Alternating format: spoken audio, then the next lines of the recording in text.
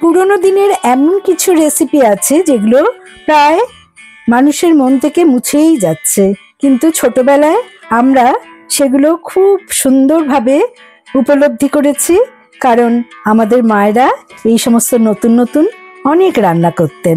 তা আজ আমি সেরকমই একটা রান্না আপনাদের সাথে শেয়ার করব। হ্যালো ফ্রেন্ডস, রুবিস কুকারিতে আমি রুবি বলছি।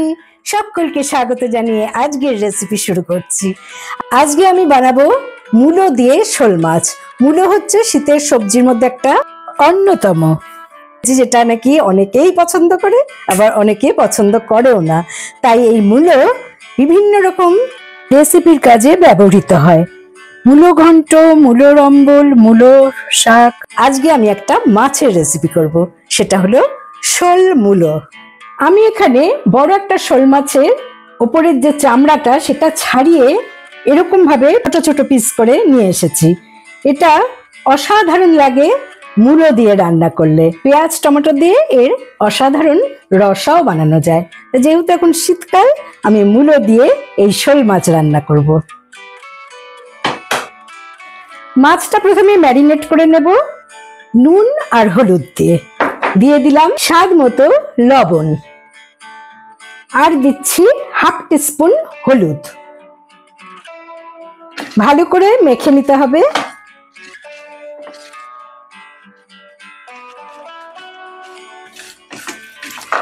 দশ মিনিট ম্যারিনেটে রাখবো। 10 মিনিট মাছটা ম্যারিনেটে থাকতে থাকতে আমি অন্যান্য ইনগ্রেডিয়েন্টস গুলো দেখিয়ে দিচ্ছি। যেমন এখানে নিয়েছি আমি 3টে মাঝারি সাইজের মূলো, একটা মাঝারি সাইজের টমেটো, একটা পেঁয়াজ, একটা আলু, 1 ইঞ্চি আদা আর 4টে রসুনের কোয়া। প্রথমে মূলোর খোসাগুলো ছাড়িয়ে নিচ্ছি।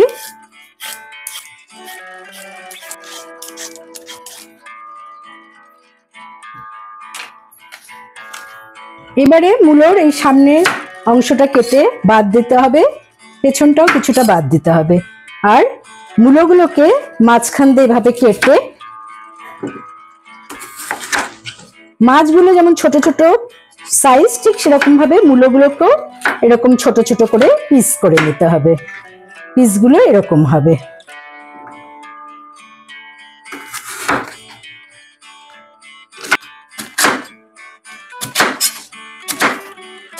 মূলো কাটা হয়ে গেল। এবার একইভাবে আলুটাকেও আমি এরকম সাইজ করে খোসা ছাড়িয়ে কেটে নিচ্ছি।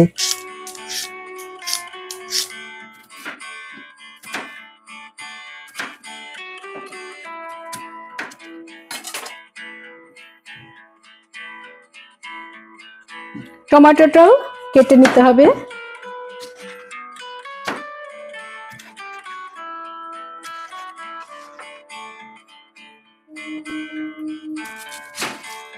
পেঁয়াজের খোসাটা ছাড়িয়ে নিচ্ছি। একইভাবে রসুনের আর আদার খোসা ছাড়িয়ে নিয়েছি।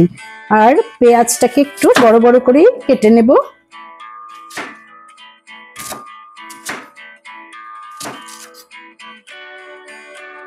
এবারে আলু আর মূলোটাকে ভালো করে ধুয়ে নেব।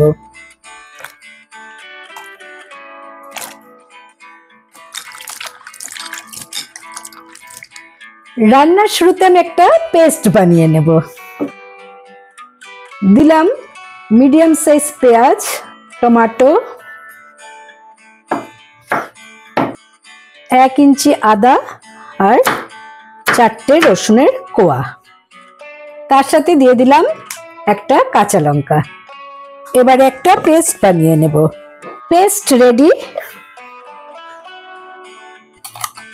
একটা পাত্রে ঢেলে নিলাম। এবারে আমি রান্নাটা শুরু করছি। আমি রান্নাটা সর্ষের তেলে করব। 4 টেবিল স্পুন সর্ষের তেল অ্যাড করে দিলাম। তেল গরম হয়ে গেছে। আমি এবার একে একে মাছগুলো ভেজে নেব।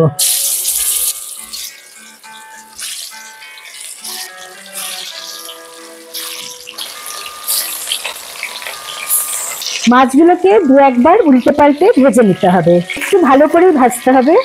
আমি একটু কড়া করে ভেজে নিচ্ছি।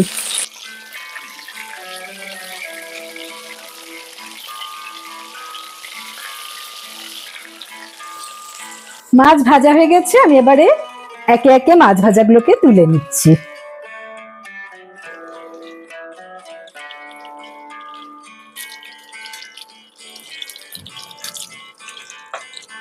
মাছ ভাজা হয়ে গেছে, আমি কিছুটা তেল কমিয়ে নিচ্ছি।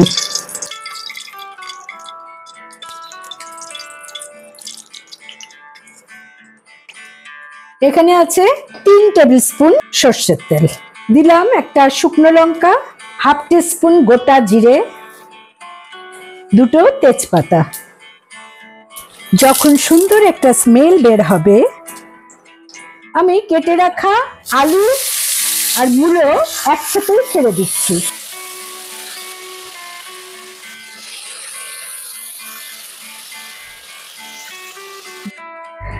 মূলোগুলো মেনলি এতটাই কচি যে আমি আর ভাপিয়ে নিইনি, তবে আপনারা চাইলে কিন্তু মূলোটা সামান্য ভাপিয়ে নিতে পারেন। আমি হাই ফ্লেমে 3 মিনিট এটাকে নেড়ে নেব। 3 মিনিট হয়ে গেছে, যখন এরকম একটু লালচে রং ধরবে আলু এবং মূলোতে, তখন আমি এতে অ্যাড করে দেব বেটে রাখা মশলা।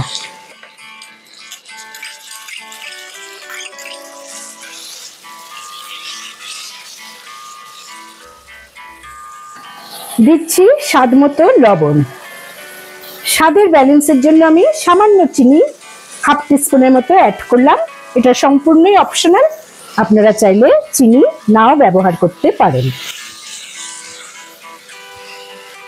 2 মিনিট আমি মিডিয়াম ফ্লেমে এটা কষিয়ে নিচ্ছি। যখন পেঁয়াজ আর টমেটোর কাঁচা গন্ধটা চলে যাবে, তখন আমি এতে অ্যাড করে নেব হাফ টিস্পুন হলুদ গুঁড়ো, হাফ টিস্পুন জিরের গুঁড়ো, হাফ টিস্পুন ধনের গুঁড়ো, হাফ টিস্পুন কাশ্মীরি লাল লঙ্কার গুঁড়ো, সামান্য একটু জল অ্যাড করে দিচ্ছি। এতে এই শুকনো মশলাগুলো পুড়ে উঠবে না। জলটা শুকানো না পর্যন্ত আমি এটাকে মিডিয়াম টু হাই ফ্লেমে একটু নাড়াচাড়া করে নেব।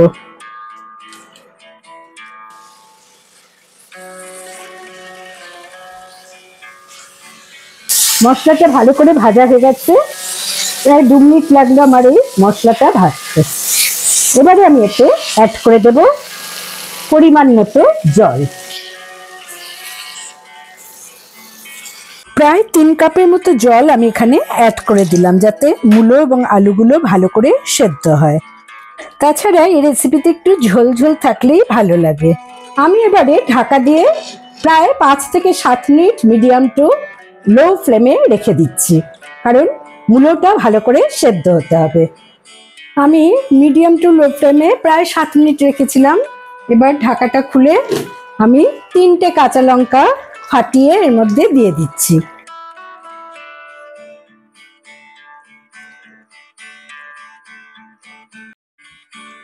মূলোগুলো সেদ্ধ হয়ে গেছে, আলুও সেদ্ধ হয়ে গেছে।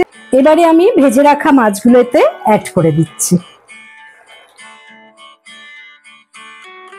আবারও ঢাকা দিয়ে আমি 1 মিনিটের জন্য মিডিয়াম ফ্লেমে রেখে দিলাম। 1 মিনিট হয়ে গেছে, আমার শোল মূলো রেডি। আমি হাফ টিস্পুন গরম মশলার গুঁড়ো এতে অ্যাড করে দিলাম।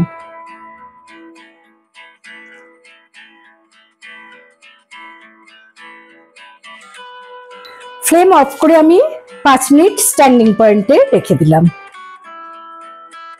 অসাধারণ স্বাদের এই শোল মূলো আপনারা গরম ভাতের সাথে খেয়ে দেখুন কেমন লাগে, এবং ভালো লাগলে অবশ্যই আমার চ্যানেলে লাইক করুন, কমেন্ট করুন, শেয়ার করুন। নতুন বন্ধুদের সাবস্ক্রাইব করার অনুরোধ রইল। পাশে বেল বোতামে অবশ্যই ক্লিক করতে ভুলবেন না, তাতে যখনই কোনো নতুন রান্নার রেসিপি শেয়ার করব তার নোটিফিকেশন সহজেই আপনারা পেয়ে যাবেন। ভালো থাকুন, সুস্থ থাকুন। Thanks for watching.